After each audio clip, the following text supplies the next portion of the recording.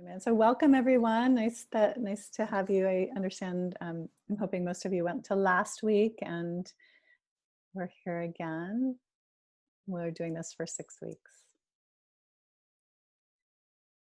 Okay, so I'm Diana Winston. I'm the Director of Mindfulness Education at UCLA's Mindful Awareness Research Center, and I'm really happy to be offering this for you as an opportunity to just have, I think really the most important thing is the middle of our day gives ourselves a little time to de-stress, as well as some tools that you can use to carry on through the rest of your day and through the rest of your week.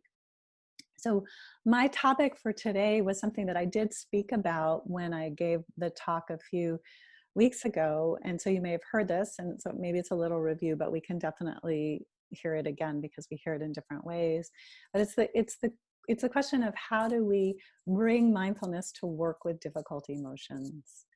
And for me, there are three components to it, right? So the first is using mindfulness as a way to bring us back into the present when our difficult thoughts and emotions take us away. So that would be like you are in the middle of something in your day and suddenly a thought comes like, oh no, what's going to happen with X? And your mind goes off and it starts getting lost in these thoughts. Then if you can remember to be mindful, if you can just have this moment, oh right, mindfulness. You can take a breath. You can notice something that's happening in your body in the moment, and that will help you bring your attention away from the challenging thing into the present moment. Because all of these thoughts, they're all taking us out of the moment. The thoughts of the past, the thoughts of the future, these are thoughts that take us out of the moment, and they lead to a cycle of suffering, right? Oh no, what's going to happen? It's going to be bad. What if this? What if that? And we end up really, really lost in our fears, or anger or grief or whatever is the difficult thought or emotion. So using mindfulness to return us here to this present moment is tremendously powerful, even if it's just for a second. So our bodies are always in the present moment. That's the interesting thing. Our minds can be anywhere, but our bodies are always in the present moment. So how do we connect with our bodies in the midst of whatever activity is going on in our mind that's causing challenges? So that's number one, is having mindfulness to come back into the present moment. The second thing is using mindfulness to investigate the challenges. So it feels almost counterintuitive, like, well, if I'm feeling bad, why would I want to pay attention to it? But actually, the fact is that if we continue to ignore it, it kind of eats away at us. It's like I'm feeling bad and it's affecting my behavior. And then let's say I'm feeling bad and then I go yell at my kid for something that they didn't actually it wasn't really a big deal or a bad thing. But I'm so upset about something else that I haven't processed, that I haven't given space and it just allowed myself to feel. I'm going to act out with a lot of reactivity. So mindfulness can help us be more responsive and less reactive. Reactivity is acting out of our habitual patterns without consciousness, without awareness. And mindfulness teaches us to pause, to break the chain of like this automatic pilot that we tend to be on, and helps us come into the present moment. So paying attention to our thoughts and emotions is something that's like very crucial for mental health. And so I'm going to we'll do the meditation, or a version of the meditation that we explored when I met with you last time, where what I did was something called RAIN, which is recognize, what emotion am I feeling right now? Allow, just letting yourself be with the emotion, letting it be there. Investigate, what's happening? Oh, my heart is racing, my stomach is clenched, my jaw is tight. It's helping us to recognize and feel in the moment what's here. And as we do this, we go through a process where the N in RAIN, which I spent a long time kind of explaining, but it's really this movement from taking it so personally into a little bit of space and ease. So it's like I'm lost in the emotion to there's an emotion that's moving through me. Oh, okay, that's interesting. I'm really fearful. I'm really sad. Not, I'm so sad, I don't know what to do. I'm so overwhelmed. But sadness is within me. Fear is within me. The second part of the RAIN acronym is the second N is nurture. How do we bring kindness to ourselves in these moments? And so that's really the third key. So the first one, I said there are three things. One is helping us return to the present moment. Two is using mindfulness to investigate our experience and develop that capacity to be present in the midst of even challenging emotions. And the third part is bringing kindness to ourselves in the face of the difficulties. So we're going to do a meditation now that should cover those, and keep in mind it's, you know, it's a practice. It takes time. It's not like, okay, boom, I got it, we're done. It's something that one has to do over time. So we'll just be learning it here today. So I just invite you to get comfortable, settle back in a way that is easeful.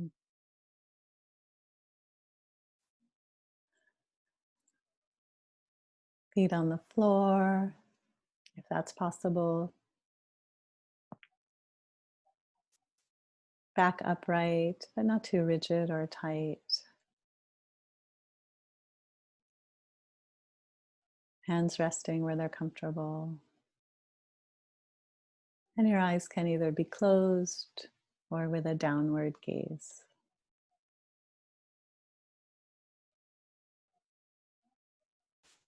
So you can notice right now, actually, let's take a few minutes, sorry. Let's take a few minutes just to be present with our bodies, with our breath, because this is a foundation practice that helps us when we have strong emotions. So you might notice your breathing in your abdomen, your chest, or your nose. Can you feel the sensations of breath rising, falling, expanding, contracting?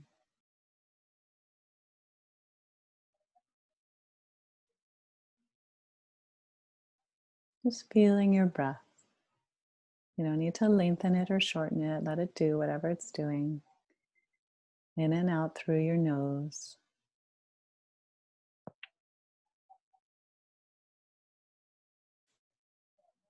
You can also notice the sounds as they come and go.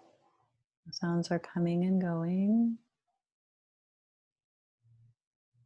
We can listen to the sounds in a meditative way with awareness, not getting lost in a story about the sounds.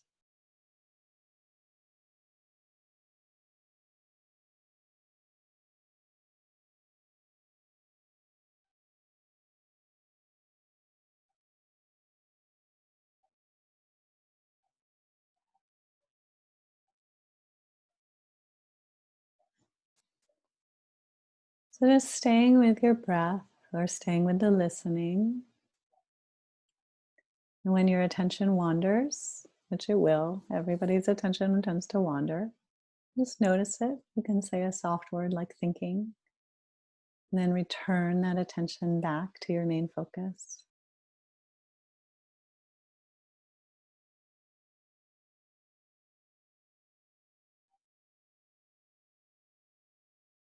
Attention wanders and bring it back.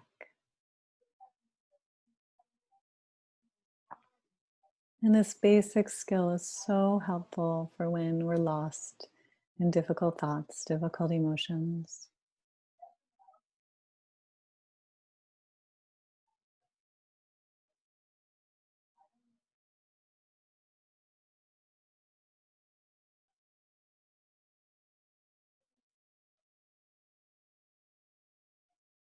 Let your breath be natural, in and out through your nose. And just feeling it.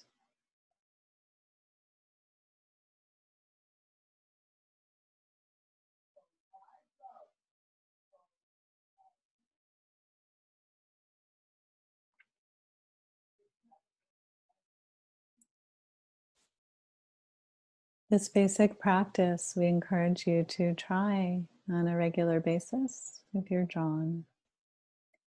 And now I want to explore a little bit of working with difficult emotions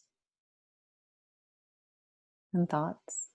So if you are currently experiencing a difficult emotion, you can use this for what we're going to do. If there's nothing present right now, you can reflect on a challenging emotion you had in the last few days. Don't pick the hardest thing you've ever experienced, but something mild or moderate.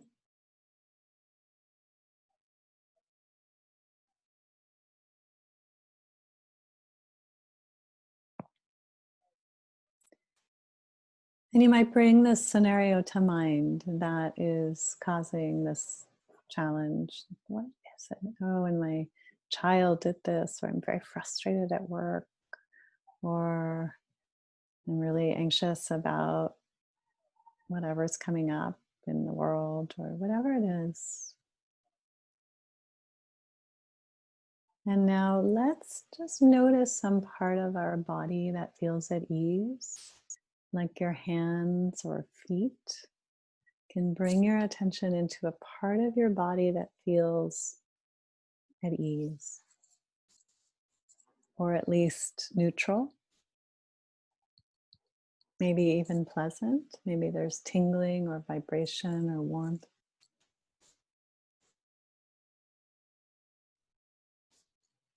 And let your attention go to let's say your feet, and just feel the vibration, feel the warmth. And if there's no part of your body that feels good, maybe you can imagine a time where you felt really good, at ease. Let your attention go there.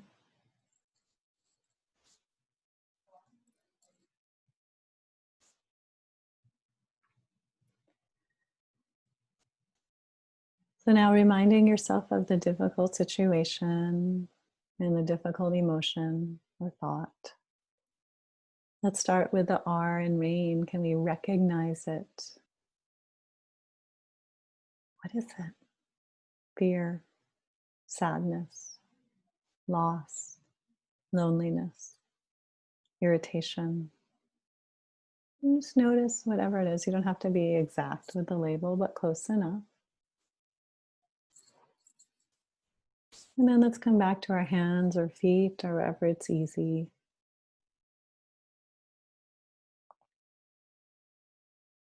Notice the ease, the goodness. And then let's go to the A, allow. Allowing that emotion to be here. From the perspective of mindfulness, every emotion you're having is just part of being human. So can you simply just allow, let whatever is here be here. Make sure to breathe.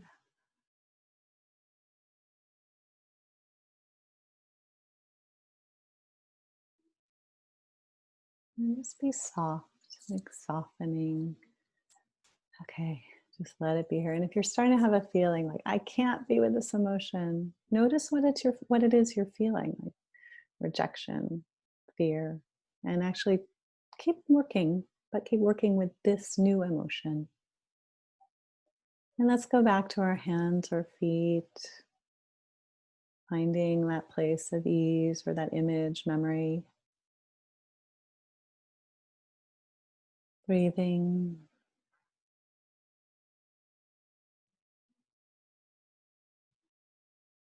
And now let's investigate. So as you bring up the thing you're having trouble with, investigate. What do you feel in your body right now? Tightness in my chest, contraction in my belly, warmth in my face, heat, tightness in my throat. So just really letting that be there, and then come back to where it's easy, your hands or feet. And breathe, and then come back to where it's difficult. Notice, even if you just notice for 1 second before you go back to where it's easy. And feel it, sense it, and breathe, and then come back to where it's easy and just keep going back and forth at your own pace.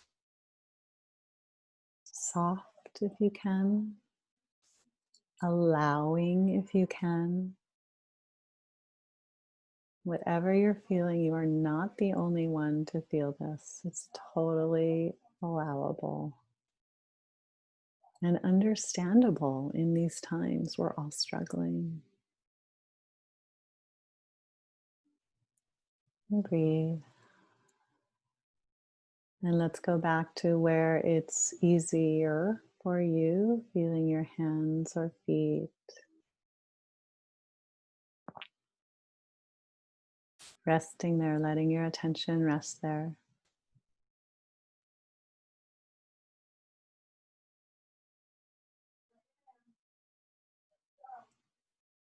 And you might ask yourself the question, was there a moment or two where there was a little bit of space, a little bit of this N we call non-identification, or not taking so personally, where it moved from being my emotion to the emotion? And you may or may not know the answer to that question, but just to kind of sense, was there any space? A little bit.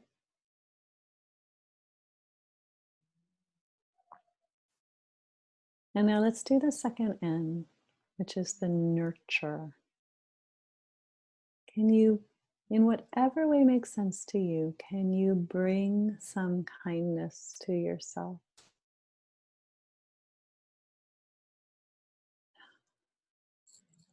For this difficult thing that you're going through, and we're all going through something that's so challenging. Could you imagine bringing some kindness to yourself? You might imagine someone you love, and it could even be like your dog offering you kindness or holding you, or just some way expressing kindness.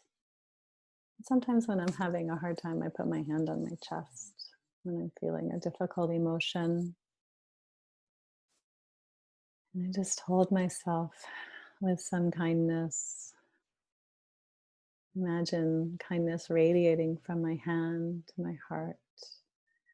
If there are any words you want to say to yourself related to this, like, I'll get through this. It's okay. I'm not the only one. And do so now.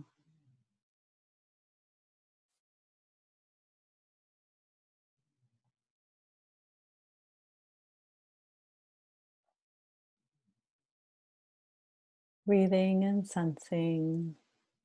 And now come back to wherever it's easy in your body. Or if you like staying with the kindness, you can do that. And let that sense of ease spread through your body. Like if it's in your feet, let it come up your legs, through your body. If it's in your heart, let it spread. Just take in the positive if you can. We also can say, for whatever it is I'm feeling right now, may I hold this with kindness. May I hold this too with kindness.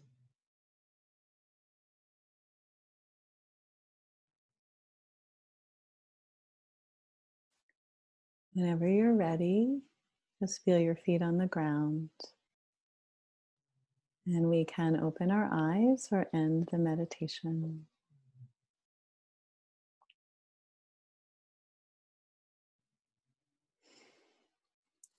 So thank you for practicing in this way with me. And what I'd like to do is take about 5 or so minutes to see if there are questions or if anyone wants to share what happened as they did that. But I'm happy to answer anything regarding mindfulness or mindfulness of emotions, and you're welcome to type them into the Q&A box. So I'll just pause for a moment, and for those of you who are just coming out of the meditation, you can just kind of orient, look around the room and come back, feeling your body right here, and let's just see where we are and see how we're doing. Any questions or comments? I'll pause here.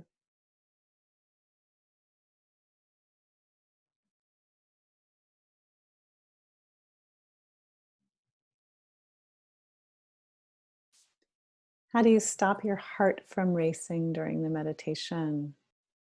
Um, you don't have to stop your heart from racing. I mean, it sometimes if our heart is racing and it kind of feels super uncomfortable, then doing something like deeper breathing is going to be helpful for working with a racing heart. If you notice your heart is racing, because sometimes when we get anxious, our heart races, just notice, oh, that's another aspect of my experience. As long as it's not scary, we can just be aware of it. And oftentimes, as we begin to calm down, the racing heart begins to calm down. And obviously, if it's something, that you need to see a medical professional for, please, keep that in mind, that if it's something that's out of the ordinary, of course. What's the difference between mindfulness meditation and being mindful in the moment to cope with difficult situations as they happen? Yeah, so this is a really important question. Mindfulness is cultivated through a meditation practice. So on one hand, it is a meditation practice, just like you did last week in other sessions, where we cultivate that ability to be in the present moment and that capacity to regulate our emotions. Like it's all being developed, attention is being developed as we practice mindfulness meditation.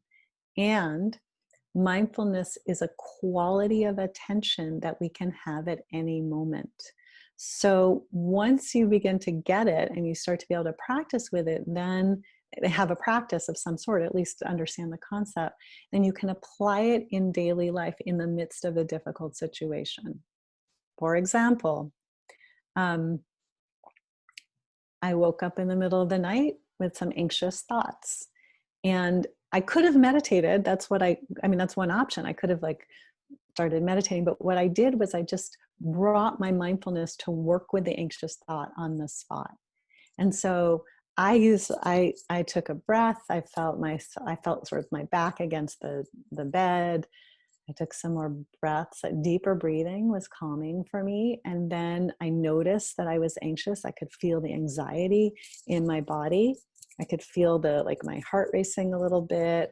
I noticed the thoughts were just going really rapidly. And then I brought some kindness to myself. And I really just sort of sat there. May I be at ease. May I be peaceful. And that was very helpful. So that was just using it on the spot in the moment without being like a formal meditation. Or my daughter did something and I get mad, and then I pause in that moment and remember to notice my feet on the floor, notice that my heart is up, notice that my stomach is clenched, and I pause and I breathe. And then that helps me to respond to her with less of a frustration, less reactivity, as I was talking about. Marianne was asking if you can talk about breathing. Should we breathe with only our nose? Yeah, my preference when you're doing this is to have your breath be as natural as possible. So some of you have done like a yoga class and where they teach you different types of breathing, and all of that is wonderful. Different goals. So with mindfulness meditation, the idea is to just be with whatever is happening with your breath. So if your breath is long, be with your long breath. If your breath is short, but don't try to control it to be any sort of way. Just and also through your nose. And mostly we're wanting a breathing pattern that we can sustain. So sometimes like a breath through our mouth is harder to sustain over time.